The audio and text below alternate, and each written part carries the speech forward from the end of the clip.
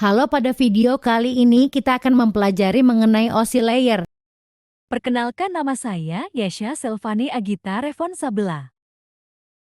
Perkenalkan, nama saya Mohdimas Ubaidillah. Perkenalkan, nama saya Nurul Aini. Perkenalkan, nama saya Nur Komaria. Model OSI adalah sebuah model yang dikembangkan oleh ISO pada tahun 1984 untuk menggambarkan cara komunikasi antar sistem komputer. Waktunya kita menjelajahi lapisan OSI layer. Kita memasuki layer pertama, yaitu application layer. Saat kita mengakses suatu website dari browser, data pun dibuat. Setelah data dibuat, lanjut ke presentation layer, di mana layer ini bertugas untuk mengenkripsi data. Lanjut ke session layer. Layer ini berfungsi untuk memberi sesi waktu untuk membuka jalur komunikasi antara pengirim dan penerima. Sekarang kita memasuki transport layer, berfungsi untuk mentransportasikan data ke penerima menggunakan protokol TCP atau UDP.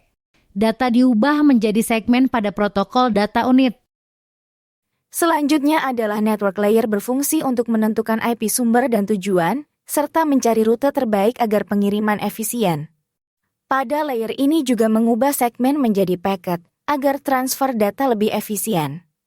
Setelah itu ada layer data link yang tujuannya memberi MAC address sumber dan address tujuan, namun MAC address berupa physical sedangkan IP address berupa logical. Paket AK diubah lagi menjadi frame oleh data link layer. Masuk ke layer yang terakhir, yaitu physical layer yang sebagai media untuk pengiriman data. Data yang dikirim akan selalu berupa bit.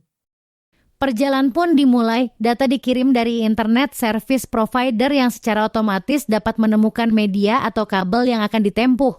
Setelah data sampai, server akan mengkonfirmasi data terlebih dahulu. Kumpulan bit sebelumnya diubah menjadi frame lagi. Untuk sisi penerima, proses OSI layer pun akan diulangi namun terbalik. Keuntungan menggunakan model OSI: yang pertama, memberikan bahasa dan referensi yang sama antar sesama profesional jaringan. Yang kedua, membagi tugas jaringan ke dalam layer logis demi kemudahan dalam pemahaman. Yang ketiga, memberikan keleluasaan fitur khusus pada level yang berbeda. Yang keempat, memudahkan dalam troubleshooting. Yang kelima, mendorong standar interoperability antar jaringan dan piranti. Yang keenam, memberikan modularity dalam fitur jaringan. Beberapa batasan dalam menggunakan model OSI. Yang pertama, layer OSI adalah teoritis dan tidak melakukan fungsi yang sesungguhnya. Yang kedua, dalam implementasi industri jarang sekali mempunyai hubungan layer ke layer. Yang ketiga, protokol yang berbeda dalam stack melakukan fungsi yang berbeda yang membantu menerima dan mengirim data pesan secara keseluruhan. Yang keempat, implementasi suatu protokol tertentu bisa tidak mewakili setiap layer OSI. Sekian dari kami, semoga animasi ini bermanfaat. Sampai jumpa di video selanjutnya.